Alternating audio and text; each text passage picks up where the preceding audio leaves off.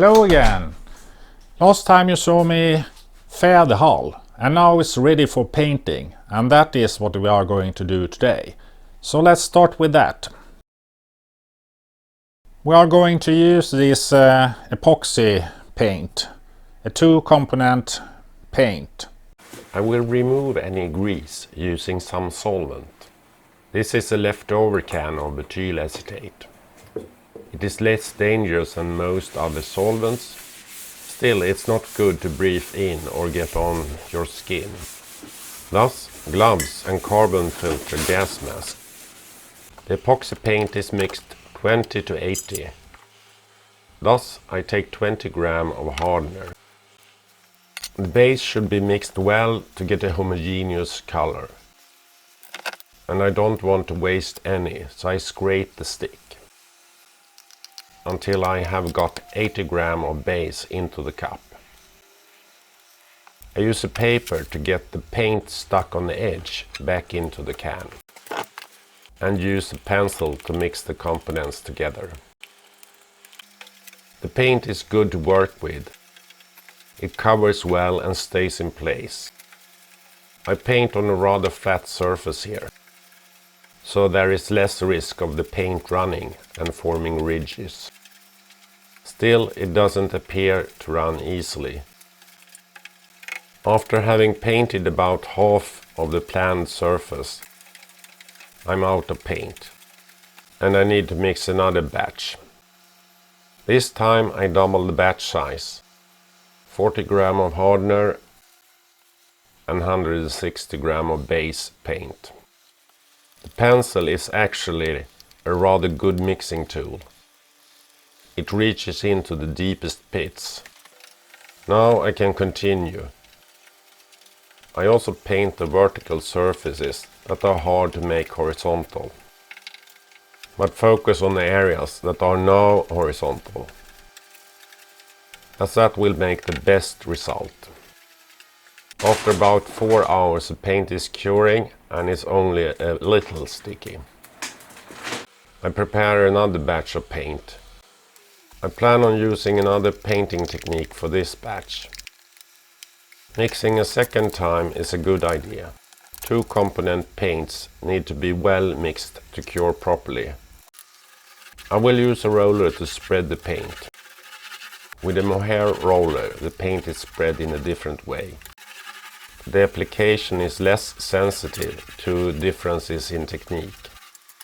It's more uniformly spread on a larger area, without having to be so skillful with the hand. However, as you will see later, there are other drawbacks. I flip the hull when the paint is still wet on this side. This is to be able to continue painting wet in wet, as there are no sharp boundary between the sides. Here you can see the drawback with the roller. There is some structure in the paint from the roller, and on this area that will be under the water, so it's not so good. A smooth surface has less drag than this surface has. Here I will test something different. I roll on the paint as before to get an even spread. Then I flatten the surface with the pencil to avoid being left with the structure from the roller. You can see that this surface is flatter. The day after I roll the hull again to access the top of the hull. I remove dust on this side using a sticky cloth. A clean surface should result in less debris in the paint. I can continue using the same tools that I used yesterday. As the temperature is around freezing, the polymerization takes forever. And I only have to remove the pencil and the roller from the plastic bag before I can move on with painting the top side. Also here I use the roller first to spread even and flatten with the pencil afterwards. So now that everything has cured, we can inspect the result. And we start here in the bottom, where we have the worst result. This area here is only painted with the roller, one layer, and it has a lot of small leftovers from the roller, small hard things in the surface, and it's very uneven from the roller. Doesn't cover the whole area good enough, and it has a sort of wavy pattern to it. You can see here how it looks.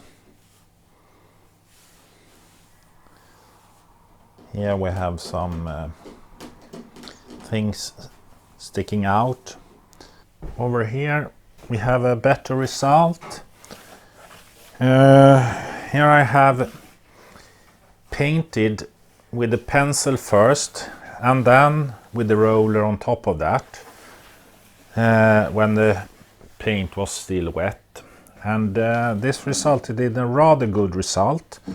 Good coverage, but there is structure from the roller, and there is some things in the surface from the roller as well. So this wouldn't do as a final result, I think. The best result we have here. Here I use the roller first, and then I have flattened it with the pencil, and it's very good. Still not excellent result, but very good. It would do as a final coat, I would say. The instruction from the supplier of the paint is now to sand this with 180 grit paper before applying the final coat, and I think that's a good advice. 180 grit will get the surface very smooth, but still also allow a little bit of contact between the two different layers, where the paint can get a grip of the underlying coat. I try to do most sanding outdoors to avoid the dust, but the glossy paint on the hull is starting to make it too slippery to carry. I sand down the glossiness with a 180 grit paper, and on this area there is not so much unevenness. So I'm happy after the inspection with the trailing light. The edge is more uneven and requires a little more sanding. The joint is still very uneven, and thus I sand it round with the 80 grit paper on the sponge. This is to remove more material faster. Afterwards I finish with the 180 grit. On this flat surface not much material needs to be removed. There are some low spots, but these will be leveled out when I apply the next coat of paint. Thus it's enough to make some binding tracks in the surface with the 180 grit paper. It's important to remove as much dust as possible. Thus I use a vacuum cleaner to get off most dust outside before I move into the garage again, where I remove even more dust with a sticky cloth before I start laying out the second coat of paint. For this layer I will only work with the pencil, as that will result in the best finish. As the paint is so thick, it can also fill small voids, resulting in a very smooth surface. On the vertical surface, I first cover the surface with strokes in the vertical direction and flatten it out with horizontal strokes.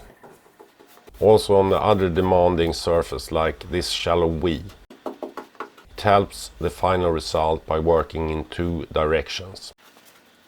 The low spots in the surface are possible to level out using the same technique. The areas that are already good are still possible to improve. Reaching the front end with the second coat. It's starting to look great. Look at this dull surface. It transforms very well. Now I just need to flip the hull over. In this split view, you can see the amazing result of the paint. I finish this session where the hull changed direction again. After a night of curing, I flip the hull again. Now I will soon be finished with this last side. If you found this episode informative, please consider to give it a like. And if you have any suggestions, please post a comment.